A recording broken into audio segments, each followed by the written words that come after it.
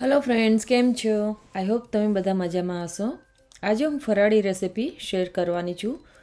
शिवरात्रि आवी ज रही है, तो आज आपणे बनावशुं फराड़ी बटेटावड़ा।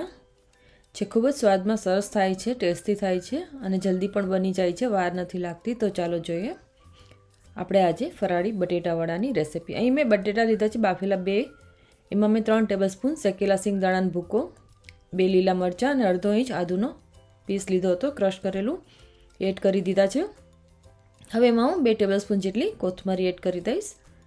અહીં તમે તીખાશ ખટાશને તમારી સ્વાદ અનુસાર એડજસ્ટ કરી શકો છો। 2 ટેબલસ્પૂન જેટલો લીંબુનો રસ લીધો છે, અથવા અડધો લીંબુ નાનું હોય તો।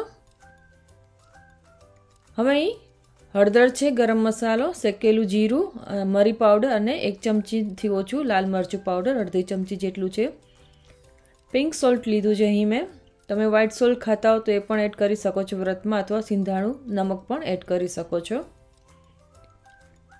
તમે વ્રતમાં મસાલા खाता हो तो નાખો અથવા સ્કીપ પણ કરી શકો છો। અહીં મેં થોડું સંચળ પાવડર લીધું હતું, અડધી ચમચીથી ઓછું, એ પણ મિક્સ કરી દીધું છે। સારી રીતે આપણે આને હવે સ્પૂનથી હલાવી લેશું। બધા મસાલાને મિક્સ કરી લેવાના છે।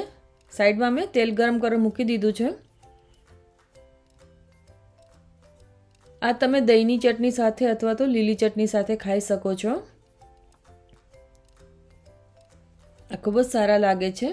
તમે ક્યારેય પણ નવરાત્રિ હોય કે શ્રાવણ મહિનો હોય, શિવરાત્રિ, ક્યારેય પણ વ્રત ઉપવાસમાં ખાઈ શકાય એવા છે આ।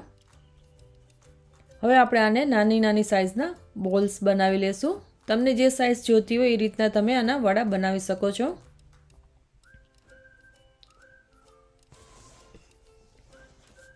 સારી રીતે બધા મસાલા મિક્સ કરી લેવા।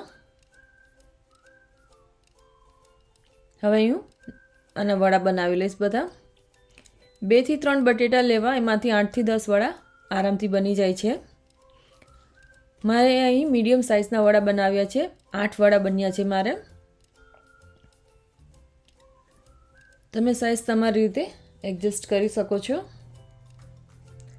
અથવા તમે તમારી પાસે કટલેસનું જે શેપ આવે છે એ હોય તો એમાં પણ તમે આની કટલેસ પણ કરી શકો છો।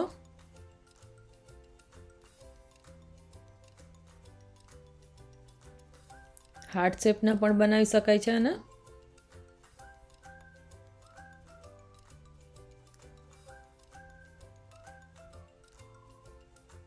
તમને આ રેસીપી કેવી લાગી જરૂરથી જણાવજો મને।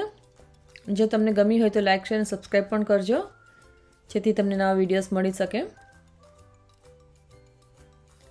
હવે આ વડા મેં વાળી લીધા છે, અહીં 8 વડા બન્યા છે। હવે ફરાળી લોટ લીધો છે, આપણે એનું બેટર બનાવશું વડાને એમાં બનાવવા માટે। તમારી પાસે ફરાળી લોટ ના હોય તો તમે સાબુદાણાને ક્રશ કરીને એમાં થોડો રાજગરાનો લોટ મિક્સ કરી દેવો, અથવા ખાલી રાજગરાના લોટ પણ ચાલે ખીરું બનાવવા માટે, અને ફરાળી લોટ હશે તો પણ ચાલશે। હા, આમાં મેં થોડું મીઠું મરી એડ કરી દીધા છે, પિંક સોલ્ટ, થોડું જીરા પાવડર છે શેકેલું, સ્વાદ અનુસાર તમારે એડજસ્ટ કરી લેવું બધું। અહીં થોડી હળદર, થોડું એવું લાલ મરચું પાવડર અને ગરમ મસાલો પિંચ ઓફ। તમે સ્પાઇસ ના ખાતા હો વ્રતમાં તો ન એડ કરવા, ખાલી મરી પાવડર, મીઠું એડ કરી શકો છો। હવે થોડું થોડું પાણી એડ કરીને આપણે અહીં બેટર બનાવી લેશું। થોડું થોડું એડ કરું જેથી લમ્સ ના થાય, ગાંઠ ન પડે લોટમાં। આના બટેટાવાળા ખૂબ જ સરસ લાગે છે સ્વાદમાં।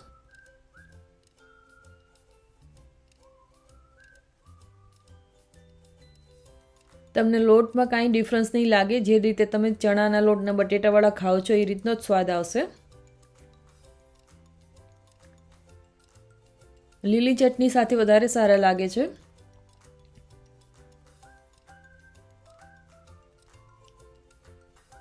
તમે આના દહીંવડા પણ આ રીતે પછી કરી શકો છો। હવે તેલ ગરમ થઈ ગયું છે અને આપણો બેટર પણ રેડી છે, તો અહીં 3-4 વડા પહેલાં હું એડ કરી દઈશ। હવે સ્પૂનથી ઉપર કોટ કરી લઈશ બેટરને. અહીં સ્પૂનથી ઇઝી રહે છે વડા તળવા માટે. હાથ કરતાં સ્પૂન વધારે સહેલી રહેશે અને ખરાબ પણ નહીં થાય. તમે જોઈ શકો છો. તમારી કઢાઈની સાઇઝ કેવડી છે એના ઉપર તમે વડા એડ કરી શકો છો. અહીં મેં નાનું પોટ લીધું છે, તેમાં હું 4 વડા કરીને 2 વાર તળી લઈશ. 3 થી 4 મિનિટમાં વડા તળાઈ જશે.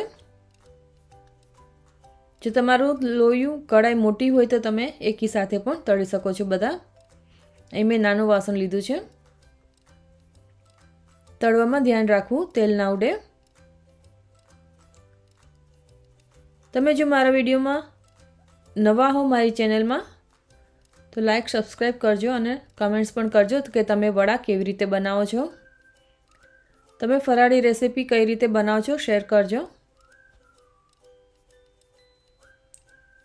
તમે વ્રતમાં શું શું ખાઓ છો એ પણ મને જણાવજો, જેથી મને પણ ખ્યાલ આવે નેક્સ્ટ રેસીપી તમારી અકોર્ડિંગ બનાવવા માટે. જો તમે કમેન્ટ કરશો તો એ રીતે પણ વિડીયો બનાવીશ તમારા માટે. તો હવે બાકીના રેસ્ટ આપણે તળી લેશું વડાને. તમે ક્યાંથી વિડીયોઝ જોઈ રહ્યા છો પ્લીઝ કમેન્ટમાં મને જણાવજો. કયા કયા દેશમાંથી, કયા કયા સિટીમાંથી.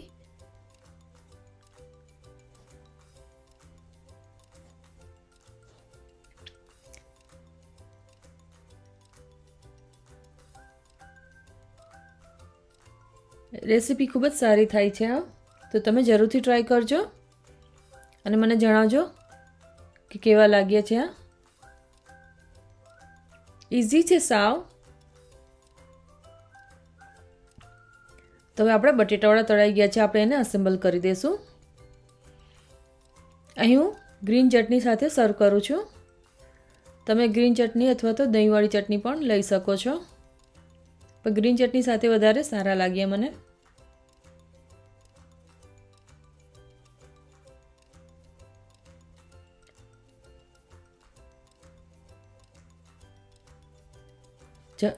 Thank you for watching. તો તમે મને જરૂરથી જણાવજો આ રેસીપી. વિડીયો જોવા બદલ તમારો આભાર. જો આ બેટર વધી ગયું હોય તો એના હું તમને નેક્સ્ટ રેસીપીમાં બતાવી દઈશ. મારે થોડું બેટર વધ્યું છે તો એની રેસીપી પણ તમને બનાવીને નેક્સ્ટ ડેમાં વિડીયો શેર કરી દઈશ. So thank you for watching. Stay tune. Buy now. Please subscribe and share. Thank you.